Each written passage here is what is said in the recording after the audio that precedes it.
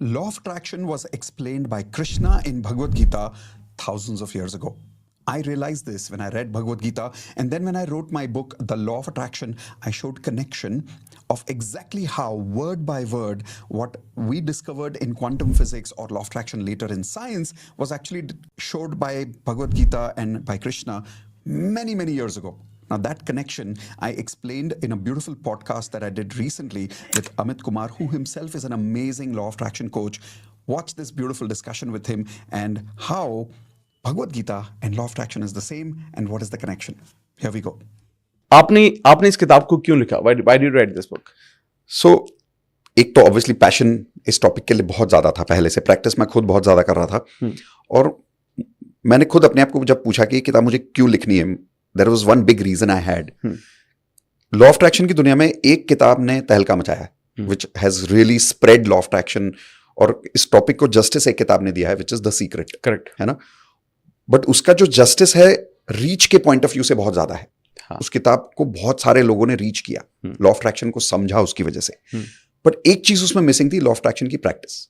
Okay पहली चीज। दूसरी चीज उसमें मेरे हिसाब से मिसिंग थी कि इंडिया का कनेक्शन उसमें नहीं दिखाया गया। तो मैं इस किताब को इसलिए लिखना चाहता था कि मैं इसमें ये दोनों चीजें दिखाना चाहता था। एक, कि लॉ ऑफ अट्रैक्शन को प्रैक्टिस कैसे करें, उसको प्रैक्टिकल तरीके से इंप्लीमेंट कैसे करें। सो इस किताब में मेरे हिसाब से अलग ये है कि there are lot of practices, not just theory. और दूसरी सबसे बड़ी बात, इस किताब में मैंने क्वांटम फिजिक्स और भगवत गीता को कंपेयर करके दिखाया। ओके वेयर मेरे हिसाब से जहां द सीक्रेट किताब खत्म होती है वहां ये शुरू होती है। अरे वाह, अमेजिंग। क्योंकि इसमें हमने वो सोर्स बताया है जो कृष्णा ने भगवत गीता में बोला था, और मैंने प्रूफ दिया है इस किताब में कि लाइन बाय लाइन जो क्वांटम फिजिक्स में बोला गया है वो और भगवत गीता में जो बोला गया था वो सिमिलर नहीं है, सेम है। ओके मतलब वर्ड बाय वर्ड सेम है। तो इसलिए मैंने ये किताब लिखी।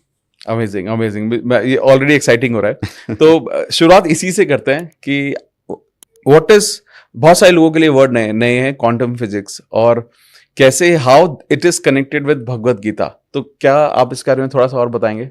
देखिए, लॉज ऑफ एनर्जी हमने 7th स्टैंडर्ड फिजिक्स में सीखा था। हाँ. अगर हम क्वांटम फिजिक्स के अंदर बहुत डेप्थ में नहीं भी जाए, सिर्फ फिजिक्स की बात करें अगर हम, तो लॉज ऑफ एनर्जी तो हमने स्कूल में पढ़े थे। One of the laws of energy is that energy cannot be created, energy cannot be destroyed, it can only be transformed from one form to another form। बिल्कुल। अब ये रट्टा तो सबने मान लिया, लेकिन याद किसी को नहीं है कि इसका मतलब क्या है।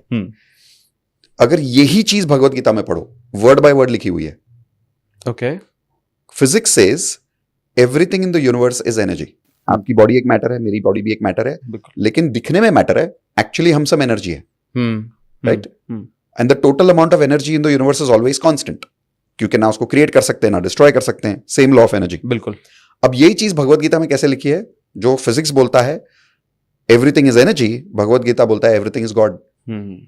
God is energy. God is energy. Okay. Physics बोलता है energy can not be created और डिस्ट्रॉयड। भगवत गीता बोलता है आप शरीर नहीं आत्मा हो, ना आपका जन्म होता है ना आपकी मृत्यु होती है। फिजिक्स बोलता है you can only transform from one form to another form. Bhagavad Gita बोलता है you can only take life from one body to another body, okay, but you never die, you never take birth। So word by word same है ना, कोई फर्क है नहीं। Physics says that every cell of our body has equal amount of energy to the entire universe। इसलिए atom bomb create हुआ ना। atom bomb क्या है? Two atoms when can be collapsed with each other can create an explosion, an atom bomb। अब आप सोचो, इतना सा एटम है वो, देखा जाए तो एक हैंड ग्रेनेड कितना सा होता है, इतना सा होता है। बट उसके अंदर जब सेल्स को हम कोलैप्स कर देते हैं तो उसका जो एक्सप्लोजन होता है can create so much destruction, यानी उसमें उतनी एनर्जी है। Right? So physics says every cell has enough energy for the whole universe and everything is connected. There is nothing called energies, there is only energy. अब भगवत गीता बोलता है भगवान सबके अंदर है। हाँ, आपके अंदर भी वही भगवान है, मेरे अंदर भी वही भगवान है। फिजिक्स बोलता है आपके अंदर भी उतनी एनर्जी है, मेरे अंदर भी उतनी एनर्जी है। तो डिफरेंस क्या है? Great perspective, nice. The amount of energy that is there in one cell is equal to the amount of energy that this entire room has. The amount of God that is available in you is the amount of God that is available in this entire room. अब आप इसको universe पे expand कर लो या कहीं भी expand कर लो, कण कण में भगवान। Every cell has energy.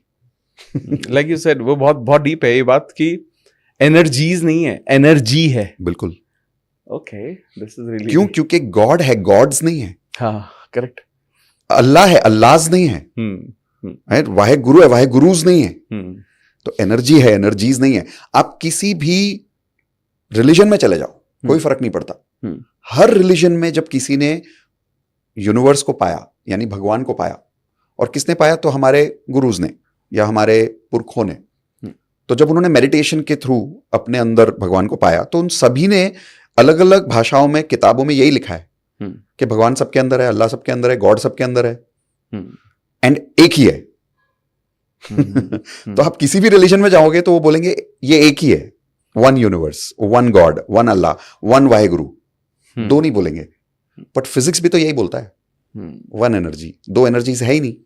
यानी कि आपके अंदर और मेरे अंदर जो एनर्जी है वो एक ही एनर्जी है. Did you love that conversation? I loved it too. The more I talk about Bhagavad Gita, the more I talk about law of attraction, I feel at the energy level we are all one. You are me, I am you. The whole universe is actually one. And that is why we all have unlimited potential. I want you to type this in the comment section right now. I am energy. I have unlimited potential. Come on, do it right now. I am energy. I have unlimited potential. When you believe that and when you remember that, you really start tapping into that potential and start creating the manifestation that you truly desire and deserve. Isn't it amazing? So if you want to be part of that amazing podcast, the link is below this video.